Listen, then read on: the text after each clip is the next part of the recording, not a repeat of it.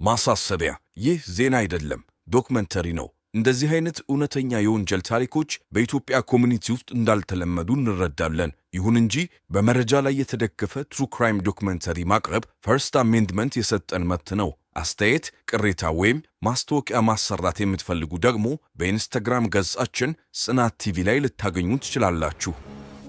በውሽማዋ የተገደለችው ዲያስፖራ ሴት We started to talk to the husband to try and gather information about his wife and how that particular day had gone so that we could begin to do our investigation. There was some bits of fleshy material in her fingernails. በካናዳ ካልግሪ ከተማ በድሪያ ሐሰን የተባለች አንዲት ኢትዮጵያዊ ዲያስፖራ በራሷ መኖሪያ ቤት ውስጥ በአሰቃቂ ሁኔታ ተገድላ ተገኘች። ፖሊስ ወደ ወንጀሉ ስፍራ ሲደርስ የመጀመሪያው ተጠርጣሪ የራሷ ባለቤት ነበር። ምንም አይነት የድንጋጤም ሆነ የሐዘን ስሜት አይነበብበትም። ባለቤቷ በግድያው ዕለት የት እንደዋለ የሚያሳይ ተጨባጭ ማስረጃ ለመርማሪዎቹ መስጠት ስላልቻለ ሁሉም ፍንጮች ወደ እሱ ጠቆሙ። ነገር ግን ምርመራው እየጠለቀ ሲሄድ ከበድሪያ የህይወት መጋረጃ ጀርባ የተደበቁ ሚስጥሮች አንድ በአንድ መውጣት ጀመሩ። በአንዲት በተቆለፈች ሻንጣ ውስጥ ተደብቀው የነበሩት የፍቅር ደብዳቤና ፎቶግራፍ ያጋለጡት ሚስጥር ምንድን ነው? ከጣሊያን ሮም ከተማ እስከ ካናዳ ድረስ የተዘረጋው የፍቅር ግንኙነት ከግድያው ጋር ምን አገናኘው? ባለቤቷ የማያውቀው እርግዝናና በሚስጥር ያስወረደችው የልጅ ጉዳይስ እንዴት ለሞቷ መንስኤ ሆነ? በመጨረሻም ነፍሰ ገዳዩ ወንጀሉን እንደፈጸመ ያረጋገጠችው ትንሽ የወረቀት ቁራጭ በውስጧ የያዘችው ሚስጥር ምን ነበር? የዛሬው ዘጋቢ ፊልም ከአንድ የካልጋሪ አፓርታማ መኝታ ቤት ተነስቶ የፍቅርና የክደት ሚስጥሮችን በመያዝ አውሮፓን ያቋርጥና በመጨረሻም በቶሮንቶ ከተማ የገዳዩን እጅ በካቴና የሚያስገባው እውነተኛ የወንጀል ምርመራ ታሪክ ይዞላችሁ ይቀርባል። የበድሪያን የመጨረሻ ቀናት ሚስጥር አብረን እስክንፈታ ድረስ አብራችሁን ቆዩ። ጊዜው እንደ አውሮፓውያን አቆጣጠር ጁላይ 10 በ1991 ምሽት ነበር። በነዳጅ አምራችነቷ ዝናዋ በናኘው የካናዳዋ ካልጋሪ ከተማ አንድ የአፓርታማ ህንፃ ውስጥ መርፌ ቢወድቅ የሚሰማበት አይነት ጸጥታ ሰፍኗል። ግርግር ለማይወደው አፓርታማ ይሄ ያልተለመደ አልነበረም። ነገር ግን በአንዱ አፓርታማ ክፍል ውስጥ ያን ጸጥታ የሚረብሽ የሞት መርዶ ጨለማውን አልፎ እየጮኸ ነበር።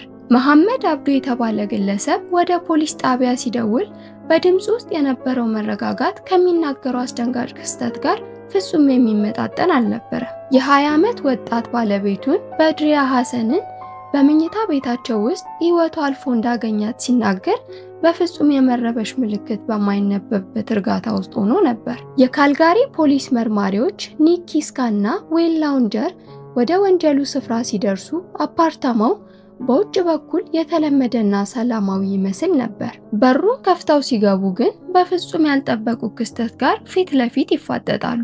ቤቱ ንጹህና በስርዓት የተያዘ ቢሆንም ከመኝታ ክፍሎቹ በአንደኛው ውስጥ ግን የአንዲት ወጣት ህይወት በአሰቃቂ ሁኔታ ተቀጥፎ ያገኙታል። ፖሊሶቹ ለቅጽበት አይናቸውን ጨፈኑ። ከመርማሪነታቸው በፊት ሰብአዊነታቸው ፊታቸው ላይ ድቅን አለ።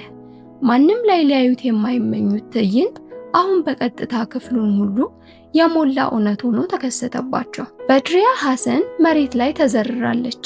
ፊቷ ወደ ግድግዳው ዞሮ በአንገቷ ላይ የተጠመጠመው የኤሌክትሪክ ገመድ ይታያል። ገመዱ በአቅራቢያው ከነበረ የሰዓት አላርም ላይ በግድ የተበጠሰ ሲሆን ድርጊቱ በኃይል የተፈጸመ መሆኑን ነገራቸው። በውብ ሁኔታ የተሰሩት የበድሪያ የፀጉር ጉንጉኖች ከገዳዩ ጋር በነበራት ትንቅንቅ መሃል በገመዱ ስር ተቆላልፈው ይታያሉ። ከፀጉሯ የወደቁ ትንንሽ ጌጣጌጦች ደግሞ ምንጣፉ ላይ ተበታትነው ነበር። አስክሬኗን ሲያዩ ያልሞት ባይ ተጋዳይነቷን ጭምር በመገረም አስተዋሉት። ይህች ሴት ህይወቷን ለማትረፍ እንደተፋለመች ሁለቱም መርማሪዎች በለሆሳስ ተስማሙ። አንገቷ ላይ የነበሩትን የጥፍር አሻራዎች በአፍንጫና በአፉ አካባቢ ከነበሩት ገና ያልደረቁ የደም ምልክቶች ጋር አጎንብሰው በጥንቃቄ ናሙና ወሰዱ።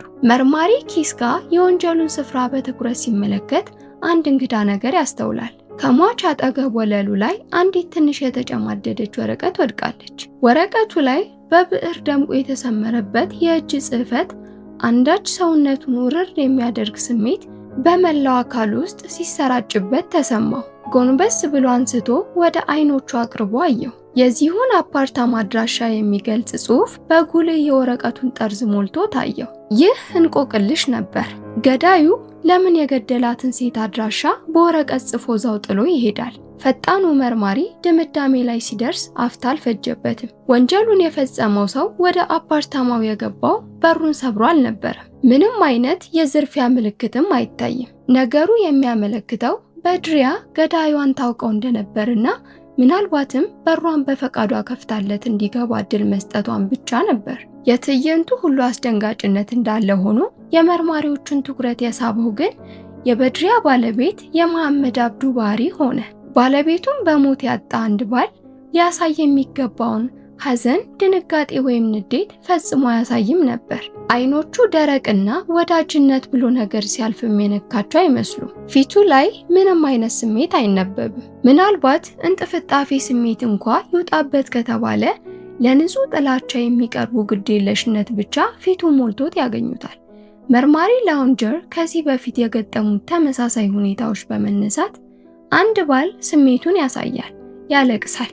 ይህ ሰው ግን ምንም አላሳይም፣ አንዲት ጠብታ እንባ እንኳን ከዓይኑ አልወረደችም ሲል ሁኔታውን ያስታውሳል። መርማሪዎቹ መሐመድን በዚያ ዕለት ውሎ ምን ይመስል እንደነበር ሲጠይቁት ምላሹ ይበልጥ እንዲጠራጠሩት አደረጋቸው። እሱና በድሪያ አብረው የእንግሊዘኛ ቋንቋ ትምህርት ይማሩ ስለነበር ጠዋት 8 ሰዓት ከ15 ላይ ከቤት እንደወጣ ይነግራቸዋል። ቢሆንም በዚያ ቀን በድሪያ የሐኪም ቀጠሮ አለኝ ስላለች ወደ ትምህርት ቤት እንዳልሄደችና ብቻውን የእንግሊዘኛ ትምህርቱን እስከ እኩለ ቀን ድረስ ለመማር እንደተገደደ ይተርክላቸዋል። መሐመድ ትምህርቱን ካጠናቀቀ በኋላም እስከ ምሽቱ 5 ሰዓት ድረስ በከተማው መሃል ዝም ብሎ ሲዞር እንደዋለ ይገልጻል። ለ5 ሰዓታት ያህል ብቻውን ከማንም ጋር ሳይገናኝ አይቼዋለሁ እንኳን የሚል የሰው ምስክር በሌለበት ስፍራ ቆይቻለሁ ማለቱ ለመርማሪዎቹ ፈጽሞ ሊዋጥላቸው አልቻለም። ታሪኩን የሚያረጋግጥለት ምንም አይነት ማስረጃም ሆነ ምስክር አልነበረው። አሁን ቀይ ባንዲራዎች በመርማሪዎቹ አእምሮ ውስጥ መውለብለብ ጀመሩ። ፖሊስም ሕጉን ተከትሎ የመሐመድን ልብሶች ለፎረንሲክ ምርመራ ወሰደ። ፎረንሲክ የጣት አሻራን፣ ከሰውነት የሚወጣ ፈሳሽንና ሌሎች የባዮሎጂ መረጃዎችን በመጠቀም ወንጀልን ለመመርመሪያ የሚውል ሳይንስ ሲሆን ምናልባት ከበድሪያ ደም ጋር ንክኪ ያለው ነገር ከተገኘ በሚል ነበር መርማሪዎቹ ወደ ፎረንሲክ አማራጭ ፊታቸውን ያዞሩት። ከፎረንሲክ የምርመራ ውጤት ጎን ለጎንም ለተጨማሪ ጥያቄዎች በሚል መሐመድን ወደ ጣቢያ ይዘውት ይሄዳሉ።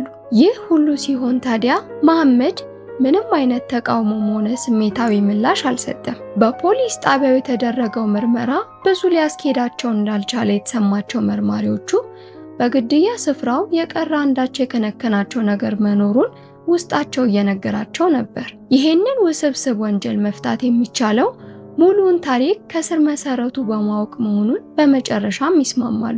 ምርመራው ወደ አፓርታማው እንዲመለስ ይወስኑና ወደ ቀድሞ የበድሪያ መኖሪያ ቤት ድጋሚ ያቀናሉ። አሁን የሁለቱን ጥንዶች የበድሪያና የመሐመድን የኑሮ ሁኔታ የሚጠቁሙ ተጨማሪ ፍንጮች ብቅ ብቅ ማለት ይጀምራሉ። አፓርታማው 2 መኝታ ክፍሎች የነበሩት ሲሆን መሐመድ በዋናው መኝታ ክፍል፣ በድሪያ ደግሞ በሁለተኛው መኝታ ክፍል ይተኙ እንደነበር ግልጽ ሆነ። መርማሪ ኪስካ ባልና ሚስት በአንድ አፓርታማ ውስጥ 2 የተለያየ ህይወት እየኖሩ እንደሆነ መረዳት ጀመርን ይላል። ስር የሰደደ ችግር በትዳራቸው ውስጥ እንደነበርም በግልጽ የሚያውጅ ክስተት ሆኖም ያገኙታል። ይህን ጥርጣሬ ይዞም ፖሊስ ወደ ኢትዮጵያ ዲያስፖራ ኮሚኒቲ በመግባት ስለ በድሪያና መሐመድ የኋላ ታሪክ መጠየቅ ይጀምራል። ያገኙት መረጃም አሳዛኝ ነበር። በድሪያና መሐመድ የተጋቡት በቤተሰብ መካከል በተደረገ ስምምነት ሁለቱም ጥንዶች ባላመኑበትና ባልተስማሙበት የጋብቻ ስርዓት ነበር። እንደ አውሮፓውያን አቆጣጠር በ1987 ጋብቻቸውን ሲመሰረቱ እሱ ጀርመን፣ እሷ ደግሞ ደቡብ አፍሪካ ነበሩ። የባልና የሚስት ወግ እንደደረሳቸው ያወቁት ከሌሎች ዘመድ አዝማድ እኩል ነበር። ለማመን ቢከብድም መጋባታቸውን እንኳ በስልክ ነበር ተደውሎ የተነገራቸው። ይህ ከተራራ የገዘፈ የቤተሰብ ትዕዛዝ ነበር። ልናድህ ቢሉት መልሶ የሚጋፋ የማይወጡት አቀበት የጋብቻ ባርነት ውስጥ ባልና ሚስትን ይከታቸዋል። መቃወም የማይችሉት አጭር ቃል የሁለቱን ጣቶች ላይ ቀለበት የሚመስል የእጅ ካቴና እያጠለቀላቸው ነበር። በድሪያ በልጅነቷ ወላጆቿን ስላጣች ያደገችው ከአያቷ ጋር ነው። አያቷ እሷን ለማሳደግ ያዩትን ቁም ስቅል ለትንሽም ቢሆን ያቀለለላቸው የመሐመድ ወላጆች ጣልቃ ገብነት ነበር። አያቷ ይህንን የችግር ጊዜ ወዳጅ በቀላሉ ማጣት አልፈለጉም ነበርና ሁነኛ ዝምድና ለመፍጠር አማራጮችን ማሰላሰል ይጀምራሉ። በድሪያ ከፍ እያለች ስትመጣም ከእርሷ የተሻለ ስጦታ እንደማያገኙ ይወስኑና የመሐመድን ቤተሰብና እሳቸውን የምታገናኝ ድልድይ ያደርጓታል። አያቷ በድሪያን ለማሳደግ ላደረጉላቸው እርዳታ ምላሽ ለመስጠት በሚልም ለመሐመድ ቤተሰቦች በድሪያን በጋብቻ ለመስጠት ቃል ይገባሉ። የበድሪያ የቅርብ ጓደኛ የነበረው ገመቹ ሁሴን ልታገባው የታሰበው ሰው እሷን የሚወዳት ይሁን አይሁን ማንም አልተጨነቀላትም ሲል በሐዘን ያስታውሳል። እሱን ለመውደድ በጣም ሞከርኩ ግን አልቻልኩም ብላኝ ነበር በማለትም የበድሪያን የልብ ስብራት ይመሰክራል። ይህ ሁሉ መረጃ መርማሪዎቹን ወደ አንድ መላምት መራቸው። በድሪያ ደስተኛ ባልነበረችበት ትዳር ውስጥ ተይዛ እንደቆየችና መውጫ ቀዳዳው ድፍንፍን ካለባት ሕይወት በምንም አይነት ሽንቁር ሾልካ ለማምለጥ እየተፍጨረጨረች እንደነበር ይነግራቸዋል። ይህ መላምት መርማሪዎቹን ወደ በድሪያ መኝታ ክፍል መልሶ ወሰዳቸው። ክፍሉን በድጋሚ በጥልቀት ሲፈትሹትም በአንድ ቁም ሳጥን የላይኛው መደርደሪያ ላይ አንድ የጉዞ ቦርሳ ያገኛሉ። ቦርሳው በልብሶቿ ተሞልቶ ለመሄድ የተዘጋጀ ይመስላል። በድሪያ ትዳሯንና ከተማውን ትታ ለመጥፋት ዝግጅት ላይ ነበረች። መርማሪዎቹ በልብሶቿ ስር እያተረማመሱ ሲፈትሹ አንድ ትንሽ የጌጣጌጥ ሳጥን ያገኛሉ። ሳጥኑ ተቆልፎ ነበር። በውስጡ ምን ሊኖር እንደሚችል ለመገመት እየሞከሩ በመጨረሻም ሳጥኑን በኃይል ይከፍቱታል። በውስጡ የነበረው ግን ጌጣጌጥ አልነበረም። የከፈቱትም ተራ የጉዞ ቦርሳ ብቻ ሳይሆን የበድሪያን ድብቅ ሕይወት ሚስጥሯንና በመጨረሻም የገዳዩን ማንነት የሚገልጽ የፓንዶራ ቦክስን ነበር። ሳጥን ውስጥ አንድ ፎቶግራፍና የታጨቁ የፍቅር ደብዳቤዎች ነበሩ። የፖሊስ ኦፊሰሮችም ሳያስቡት ምርመራው ሙሉ በሙሉ ወደ ሌላ አቅጣጫ የሚወስድና አህጉር የሚያሻግር ሚስጥርን በእጃቸው ይዘው ጅራቱን መከተል ይጀምራሉ። መርማሪዎቹ በጉጉት የከፈቱት የጌጣጌጥ ሳጥን በውስጡ የያዘው ወርቅና አልማዝ አልነበረም። ይልቁንስ የበድሪያን ውስብስብ ሕይወት የሚዘረዝሩ በጥንቃቄ የታጠፉ የወረቀት ክምሮችን ነበር። ከክምሮችም ውስጥ የፍቅር ደብዳቤዎችና አንድ ፎቶግራፍ ተራ በተራ በመዘርጋት እየራሳቸው የሚያወሩትን ታሪክ ለመናገር ዝግጁ ሆነው ቆሙ። ይህ ግኝት የምርመራውን አቅጣጫ ከቀዘቀዘው የባልና ሚስት የትዳር ሕይወት ወደማያውቁት የፍቅርና የክደት ዓለም ውስጥ ከተተው። ደብዳቤዎቹ ከአውሮፓ ጣሊያን ሮም ከተማ በኤርሜል አማካኝነት የተላኩ ናቸው።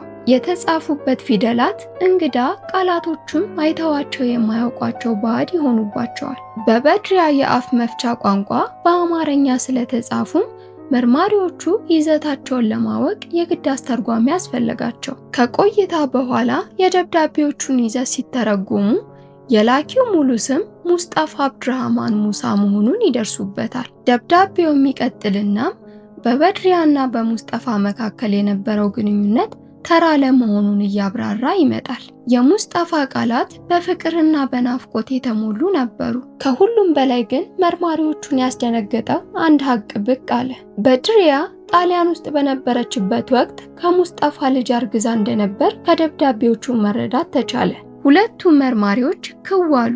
ሙስጠፋ በደብዳቤዎቹ በድሪያ ስለምትወለደው ልጃቸውና ሶስቱም አብረው ስለሚኖሩት ሕይወት በታላቅ ተስፋና ደስታ ተሞልቶ እየጻፈ እንደነበርም ተረዱ። የደብዳቤዎቹ ይዘት ሳያንስ ሌላ እንቆቅልሽ የሚያጭር ጉዳይ አብሮ ይከሰታል። በፖስታዎቹ ላይ የተጻፈው አድራሻ መርማሪዎቹ የጠበቁት አይነት አልነበረም። አድራሻው የበድሪያና የመሐመድ መኖሪያ ቤት ሳይሆን በካልጋሪ ውስጥ ያለ ሌላ አድራሻን ነበር የሚያመለክተው። ይህ ደግሞ በድሪያ ይህን የደብዳቤ ልውውጥ ከባለቤቷ ለመደበቅ የረዷት ግብረ አበሮች እንደነበሯት ሊጣጣል የማይችል መረጃ ለመርማሪዎቹ ሰጣቸው። ከደብዳቤዎቹ ጋር የተገኘው ፎቶግራፍ ደግሞ የሚስጥሩን ክብደት የበለጠ ያገዝፈዋል። ፎቶው ላይ በድሪያና ሙስጠፋ ሮም ውስጥ ተቃቅፎ በደስታ ፈገግ ብለው ይታያሉ። ነገር ግን ከኋላቸው ቆሞ አብሯቸው ፎቶ የተነሳው ሶስተኛው ሰው ነበር። መርማሪዎቹ ሰውየውን ሲመለከቱት የሆነ ቦታ እንደሚያውቁት ያክል ተሰማቸው። ቦታና ጊዜውን በመረጃ መረባቸው በኩል ሲያስጠኑ በካልጋሪ የኢትዮጵያ ኮሚኒቲ ውስጥ በታክሲ ሹፌርነቱ የሚታወቀው ሳማታር እንደሆነ ይደርሱበታል። ፖሊስ ከዚህ ቀደም አጠቃላይ መረጃ ለመሰብሰብ አነጋግሮት የነበረ ቢሆንም ከበድሪያ ጋር ስላለው ይህን ያህል የጠበቀ ግንኙነት ምንም ፍንጭ ሳይሰጥ በድብስብስ መቅረቱንም አስታወሱት። ፎቶግራፍ ሳማታር ከበድሪያ ጋር ሮም እንደነበር ያሳያል። ይህ ደግሞ እርሱ የደበቀው ትልቅ ሚስጥር እንዳለ በግልጽ አመለከታቸው። መርማሪዎቹ አሁን ሁለት አዳዲስና ወሳኝ ፍንጮችን ይዘው መንቀሳቀስ ጀመሩ። በመጀመሪያ በደብዳቤዎቹ ላይ ወዳለው አድራሻ ያመሩና የበድሪያ የቅርብ ጓደኛ የሆነችው መርየም ሻሂንን ያገኟታል። በመስቀለኛ ጥያቄዎች የተዋከበችው መርየም በሁኔታው ብትደነግጥም ብዙም ሳትቆይ እውነቱን አመነች። በድሪያ ከባለቤቷ እየደበቀች ከሙስጣፋ ጋር ትጻጻፍ እንደነበርና እርሷም የጓደኛዋን ሚስጥር ለመጠበቅ ደብዳቤዎቹን በራሷ አድራሻ ትቀበልላት እንደነበር ተናዘዘች። ፎቶግራፉንም ስታይ ሙስጣፋን በቀላሉ ለየችው። ከዚያም መርማሪዎቹ ወደ ሁለተኛው ፍንጭ ወደ ሳማታር አቀኑ። በዚህ ጊዜ ጥያቄያቸው ጠንከር ያለ ነበር። ፎቶግራፉን ሲያሳዩት ሳማታር በድንጋጤ ተዋጠ። ይህ እኔ አይደለሁም፣ እኔን የሚመስል ሰው ነው በማለት ሊያስተባብልም ሞከረ። ነገር ግን መርማሪዎቹ ማስረጃቸው ጠንካራ እንደሆነ ሲነግሩትና ጫና ሲያደርጉበት የሳማታር የውሸት መከላከያ ተደረመሰ። ቀስ በቀስ እውነቱ መውጣት ጀመረ። ነገር ግን መርማሪዎቹ የጠበቁት አይነት እውነት አልነበረም። ሳማታር የበድሪያ ፍቅረኛ ባይሆንም ከፍቅረኛ በላይ የጠበቀ ግንኙነት እንዳላቸው ተናገረ። እርሱ የበድሪያ የልብ ጓደኛ፣ አማካሪዋና የምትተማመንበት ብቸኛ ሰው እንደነበር በመግለጽ ይምልና ይገዘት ጀመር። ሳማታር ለበድሪያ ጥልቅ የሆነ ፍቅር ቢኖረውም ነገር ግን እሷ ከጓደኝነት የዘለለ ስሜት ለሱ እንደሌላት ሲረዳ የውስጡን በውስጡ ይዞ እንደኖረ ተናዘዘላቸው። ከዚያም የምርመራውን ቅርጽ ሙሉ በሙሉ የቀየሩትን ሚስጥሮች አንድ በአንድ አፈረጣቸው። የመጀመሪያው ሚስጥር መርማሪዎቹ ሲሰሙ በደብዳቤዎቹ ውስጥ ካገኙት መረጃ ጋር ተዛመደላቸው። በድሪያ በቅርቡ በካልጋሪ ውስጥ ጽንስ አስወርዳለች። ከሁሉም በላይ አስደንጋጩ ነገር ወደ ጽንስ ማቋረጫ ክሊኒክ ይዟት የሄደው ሳማታር ራሱ መሆኑ ነበር። ይህ መረጃ ሁሉንም ነገር ለወጠው። ሙስጣፋ በጣሊያን ሆኖ ስለሚወለደው ልጁ ሲያልም በድሪያ በካናዳ ሆና ያንን እርግዝና በሚስጥር አስወግደዋለች። ባለቤቷ መሐመድም ስለዚህ ጉዳይ ምንም የሚያውቀው ነገር አልነበረም። ሳማታር ኑዛዜውን ይቀጥልና ሌሎችንም ጉዶች ያዝረከርካቸው ጀመር። በድሪያ ትዳሯንና ባለቤቷን ትታ አዲስ ሕይወት ለመጀመር ትፈልግ እንደነበር መሰከረ። ሌላው ቀርቶ አብራቸው የምትኖረው ሕፃን ልጅም የራሳቸው ሳትሆን ወደ ካናዳ ለመግባትና የመኖሪያ ፈቃድ ለማግኘት እንዲመቻችላቸው ሲሉ ያመጧት ወላጅ አልባ ሕፃን እንደነበረች ገለጸ። ይሄ የድብብቆሽ ሕይወት የት ላይ እንደጀመረና የት ላይ እንደሚያቆም መርማሪዎቹ አሁን የሚያውቁት ነገር አልነበረም። ከመገረም ብዛትም ሁሉንም ነገር በማሰላሰል አይምሯቸው ተወጠረ። በዚህ አዲስ መረጃ መሰረት ባለቤቷ መሐመድ አብዱ ላይ የነበረው ጥርጣሬ ሁሉ በአንዴ ተነነ። ልብሱ ላይም ምንም አይነት የደም ጠብታ አልተገኘበትም። እንግዳና ስሜት የለሽ ባህሪውም ለማትወደውና ልትተወው የተዘጋጀች ለነበረችው ሚስቱ ያዘጋጀው የመከላከያ መልሱ ነበር። በበድሪያ ቀብር ላይ አለመገኘቱም የጥፋተኝነት ምልክት ሳይሆን በመካከላቸው የነበረው የሞተ ግንኙነት ማሳያ አድርገው መርማሪዎቹ ወሰዱት። አሁን የመርማሪዎቹ አይን ሁሉ ወደ አንድ ሰው ዞሯል። ሙስጣፋ አብዱራህማን ሙሳ። ፍቅረኛው ልጁን እንዳስወረደችበት ሲያውቅ ምን ሊሰማው ይችላል? እሷን ለማግኘት መጥቶ ሌላ እቅድ እንዳላት ሲረዳ ምን ሊያደርግ ይችላል? ይሄ በራሱ ጠንካራ የቅናትና የበቀል ምክንያት ነበር። ነገር ግን አንድ ትልቅ ችግር አለ። ፖሊስ የካናዳን የኢሚግሬሽን መረጃ ሲፈትሽ በሙስጣፋ ሙሳ ስም ወደ አገር የገባ ምንም አይነት ህጋዊ ሰው አልነበረም። ገዳዩ በሌላ አህጉር የሚኖር መንፈስ የሆነ ያክል ደብዛው ከመረጃ መዝገብ ውስጥ ጠፍቷል። ምርመራው የቆመ በሚመስልበት ቅጽበት መርማሪ ኪስጋ አንድ የመጨረሻ ሐሳብ አመጣ። መርየምን በደብዳቤው ላይ ወዳገኘችው የሙስጣፋ የሮም ስልክ ቁጥር እንድትደውል ጠየቃት። መርየምም ስልኩን ደወለች።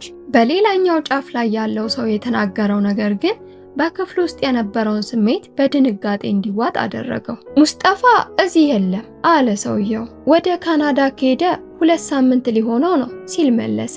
ገዳዩ የተሰወረው ለካስ በሺዎች የሚቆጠሩ ኪሎ ሜትሮችን ርቆ አልነበረም። እዚሁ ካናዳ ውስጥ በአቅራቢያቸው ምናልባትም በጥላቸው ውስጥ ይሄኔ ተደብቆ እየኖረ ነበር ማለት ነው። መርማሪ ኪስጋ ሚይዘው የሚጨብጠው ውሉ ጠፋው። ሙስጠፋ ሙሳ ካናዳ ውስጥ ነበር።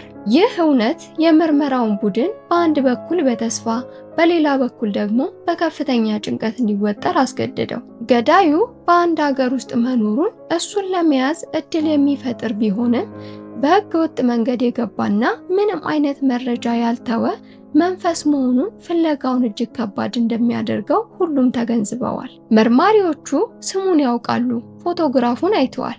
ነገር ግን በሰፊዋ ካናዳ ውስጥ የትኛው ከተማ የትኛው ሰፈር ውስጥ እንደተደበቀ የሚያውቁት ነገር አልነበረም። ሁኔታው ገና ከውጡኑ እንቅፋት የበዛበት በሚመስልበት ወቅትና መርማሪ ኪስጋ ቀጣዩን ፍለጋ ሲጀምሩ ያልታሰበ የስልክ ጥሪ ከቶሮንቶ ፖሊስ ጣቢያ ይደርሳቸዋል። በከተማ ውስጥ በሁለት ወንዶች መካከል የተፈጠረ የቤት ውስጥ ረብሻ የጥሪው ምክንያት ሆኖ መርማሪዎቹን ወዳልታሰበ ሲሳይ ውስጥ ሳባቸው። ይህ ተራ የቤት ውስጥ ግጭት ቢመስልም ብዙም ሳይቆይ የበድሪያን የግድያ ምርመራ ሙሉ በሙሉ የሚፈታው ቁልፍ ሆነ። በረብሻው ውስጥ ከተገኙት ወንዶች አንዱ የበድሪያ አጎት የሆነው ማሙድ ሲሆን ሁለተኛው ግለሰብ ደግሞ መርማሪዎቹ ሲፈልጉት የነበረው ሙስጠፋ አብዱራህማን ሙሳ ነበር። የበድሪያ አጎት ማሙድ ለቶሮንቶ ፖሊስ የሰጠው ቃል ከማስደንገጥም አልፎ ለወራት የራስ ምታት የሆነባቸውን የወንጀሉን ጠመዝማዛ መንገድ ቀጥ ያለ ያክል ምቹ አደረገላቸው። የበድሪያ አጎት ማሙድ ሙስጠፋ የተባለ ግለሰብ ከ2 ሳምንት በፊት ከጣሊያን መጥቶ ከእርሱ ጋር እንደሰነበተ ይነግራቸዋል። ነገር ግን ባለፉት ጥቂት ቀናት ውስጥ ሙስጠፋ እንግዳ ባህሪ ማሳየት እንደጀመረና ስለ በድሪያ ግራ በሚያጋቡ መንገዶች ያወራ እንደነበርም ይገልጽላቸዋል። በመጨረሻም ከአንድ ቀን በፊት ሙስጠፋ በድሪያን ምናልባት ሳልገላት አልቀርም የሚል አስደንጋጭ ኑዛዜ መሰል ቃል እንደነገረው የፖሊሶችን ፊት ቀና ብሎ እያየ ማሙድ መሰከረ። መርማሪ ኪስጋ ይህንን መረጃ ከቶሮንቶ ፖሊሶች እንደሰማ ሳይውል ሳያድር የመጀመሪያውን አውሮፕላን ይዞ ወደ ቶሮንቶ እየበረረ ይደርሳል። እዚያም እንደደረሰ በቀጥታ ከበድሪያ ድብቅ ፍቅረኛ ጋር ፊት ለፊት ተገናኘ። ሙስጠፋ ምንም የሚደብቀው ነገር እንደሌለ በሚያሳይ መረጋጋት ነበር የቀረበው። ከበድሪያ ጋር ጥልቅ ፍቅር እንደነበራቸው ደብዳቤዎቹን እንደጻፈላትና ወደ ካናዳም በሐሰተኛ ፓስፖርት እንደገባ ያምንለታል። ነገር ግን ግድያውን በተመለከተ የቀረበበትን ወንጀል ሙሉ በሙሉ በመካድ ለአጎትዬ የተናገረው ነገርም ከስሜት መረበሽ የመነጨ እንጂ የእምነት ቃል እንዳልሆነ ሽንጡን ገትሮ ይከራከረው ጀመር። ምርመራው ለሰዓታት እንደቀጠለ ነው። ሙስጠፋ ግን ወይ ፍንክች የአባ ቢላዋ ልጅ በሚል ብሂል በክህደቱ ጸንቶ መቆሙን ገፍቶበታል። አሁን ዙሩ እየከረረ መንገዱም ወደ ፍጻሜው እየተጠጋ መሆኑን ያስተዋለው መርማሪ ኪስጋ ወሳኙን ማስረጃ ወጣ። በወንጀሉ ስፍራ ከበድሪያ አስከሬን አጠገብ የተገኘችውን ትንሿን የወረቀት ቁራጭ መዞ ሙስጠፋ ፊት ላይ ደቀነበት። ወረቀቷን ለሙስጠፋ እያሳየው ይህ የማን የእጅ ጽሑፍ ነው ሲልም ይጠይቀዋል። ሙስጠፋ ወረቀቷን ተመልክቶ ያለምንም ማንገራገር ይህ የኔ ጽሑፍ ነው ሲል አመነ። ይህች ቅጽበት የምርመራው የመቀየሪያ ነጥብ ነበረች። ለመጀመሪያ ጊዜ ሙስጠፋን ከወንጀሉ ስፍራ ጋር በቀጥታ የሚያገናኝ የማይካድ ቁሳዊ ማስረጃ ተገኘ። ነገር ግን ተስፋ የማይቆርጠው ሙስጠፋ አሁንም የመርማሪዎችን ልብ ማቁሰሉን ቀጠለበት። በተደጋጋሚ ሲጮህ የሚሰማው እኔ አይደለሁም እያለ በማስተባበል ነበር። ጽሑፉ የሱ ቢሆንም ካልጋሪ ከተማ በሕይወቱ ሄዶ እንደማያውቅ በድፍረት ተናገረ። መርማሪ ኪስጋን በቀጥታ አይኑን እያየም በንቀት በተሞላ ድምፅ ይህን ማረጋገጥ የአንተ ፋንታ ነው ፕሮቬት ሲል ተፈታተነው። ካልጋሪ ከነበርኩ ማስረጃህን አቅርብ ብሎ የመርማሪውን ጥያቄ በሱ ቤት ማክሸፍ ነበር። መርማሪ ኪስጋም ፈተናውን ተቀበለ። ሙስጠፋን በግድያ ወንጀል በቁጥጥር ስር ውሎ ወደ ካልጋሪ ያመጣውና ወሳኝ የሆነ ስልታዊ እርምጃ ይወስዳል። በካልጋሪ ውስጥ ሙስጠፋን ያየው ሰው ሊኖር ይችላል በሚል ተስፋ የሙስጠፋን ፎቶግራፍ ለመገናኛ ብዙሃን ለቀቀው። የመርማሪው እቅድም ሰራ። ከጥቂት ቀናት በኋላ ወሳኙ ጥቆማ ደረሰ። ጥቆማውን ያመጣው ደግሞ በድጋሚ በታሪክ ውስጥ ቁልፍ ሚና የነበረው የበድሪያ የልብ ጓደኛ ሳማታር ነበር። የሳማታር አንድ ጓደኛ በጋዜጣ ላይ ያየውን የሙስጠፋን ፎቶግራፍ እንዳወቀው ለሳማታር ይነግረዋል። ይህ ምስክር የሙስጠፋን የውሸት መከላከያ ሙሉ በሙሉ የሚያፈርስና የመጨረሻውን መዶሻ በበሰበሰው የሙስጠፋ የሐሰት ካባ ላይ የሚያሳርፍ የፍትህ ምላሽ ነበር። ምስክሩ ይቀጥልና ለፖሊስ ሙስጠፋን ያገኘበትን አጋጣሚ ይነግራቸዋል። በድሪያ ከመገደሏ 2 ቀናት ቀደም ብሎ እንደ አውሮፓውያን አቆጣጠር ጁላይ 8 በ1991 ላይ ከቶሮንቶ ወደ ካልጋሪ በሚበራ አውሮፕላን ውስጥ ከሙስጠፋ አጠገብ ተቀምጦ እንደነበር በሚገባ እንደሚያስታውስ ቃሉን ይሰጣል። ሙስጠፋ የሚያርፍበት ቦታ እንደሌለው ሲነግረውም ምስክሩ በራሱ ቤት እንዲያድር ይጋብዘዋል። ከሁሉም በላይ ወሳኙ ነገር ደግሞ ግድያው በተፈጸመበት ቀን ጠዋት ጁላይ 10 ላይ ሙስጠፋ አንድ የተወሰነ አድራሻ እንዴት ማግኘት እንደሚችል ይህንን ምስክር ጠይቆት ነበር። በሚያስገርምም ሁኔታ የጠየቀው አድራሻ የበድሪያን የመኖሪያ ቤት አድራሻ ነበር። በዚህ ምስክርነት እርዳታ ሁሉም ነገር ቦታውን ያዘ። የፖሊስ የምርመራ ሰንሰለትም ተሟላ። በዚህ አስከፊ ቀን የተፈጠረው ነገር እንደሚከተለው ነበር። ሙስጠፋ ወደ ካልጋሪ የመጣው ልጅ አርግዛለት ከምትጠብቀው ከበድሪያ ጋር አዲስ ህይወት የመጀመር ብሩህ ተስፋን ሰንቆ ነበር። ነገር ግን እውነታው ከህልሙ የራቀ እንደነበር የተከሰተለት እጅግ ዘግይቶ ነው። በድሪያ ልጃቸውን እንዳስወረደችና ከእርሱ ጋር ምንም አይነት የወደፊት ህይወት እንደማትፈልግ ሲረዳ ተስፋው ወደ ቁጣና ንዴት ተለወጠ። እሷ የምትፈልገው ከማንም ወንድ ነፃ የሆነ አዲስ ህይወት ነበር። በዚህም የተነሳ በተፈጠረው የከረረ ጭቅጭቅ ሙስጠፋ በቅናትና በንዴት አይኑ ታውሮ በድሪያን አንቆ ይገድላታል። በትንቅንቁ መሃልም ትልቁን ስህተት ሰራ። ሳያስበው የራሱን የእጅ ጽሑፍ የያዘችውን ወረቀት ከቦታው ጥሎ በመሄድ ራሱ ላይ የፍትህን እጅ ለቅጣት ጠራት። በመጨረሻም ፍትህ ተገኘ። ሙስጠፋ አብዱራህማን ሙሳ በሁለተኛ ደረጃ የግድያ ወንጀል ጥፋተኛ ሆኖ ስለተገኘ የዕድሜ ልክ እስራት ተፈረደበት። እሱን ያጋለጡት የገዛ የፍቅር ደብዳቤዎቹ፣ በወንጀሉ ስፍራ የጣላት ትንሽዬ ወረቀትና አንድ ሐቀኛ ዜጋ ያቀረበው ወሳኝ ምስክርነቶች ነበሩ። በድሪያ ሐሰን ብዙ ሚስጥሮች ነበሯት። አብዛኞቹን ለሌሎቹ ስትል የደበቀቻቸው ነበሩ። ነገር ግን ለራሷ ብቻ የያዘችው አንድ የመጨረሻ ሚስጥር ነበር። ከማንም ወንድ ቁጥጥር ውጪ የሆነ አዲስና ነፃ ህይወት የመኖር ህልሟ። ይህ ሚስጥር ለተሳሳተው ሰው በተሳሳተ ጊዜ ሲገለጥ በአሰቃቂ ሁኔታ ህይወቷን አስከፈላት። በበድሪያ ሐሰን አሟሟት ምርመራ ወቅት መርማሪዎቹ አንድ ወሳኝ ማስረጃ በጥንቃቄ እንዲጠበቅ አድርገው ነበር። በሟች የጥፍሮቿ ስር የተገኙት ትንንሽ የስጋ ቁራጮች። በታሪክ ውስጥ ይህ ማስረጃ በምስክርነትና በሌሎች ፍንጮች ቢቀደምም በፎረንሲክ ሳይንስ ዓለም ውስጥ ግን ይህ አይነቱ ማስረጃ ያለው ዋጋ እጅግ ከፍተኛ ነው። መርማሪዎቹ ይህንን ያደረጉት በጠንካራ ሳይንሳዊ መሰረት ላይ ተመርኩዘው ነበር።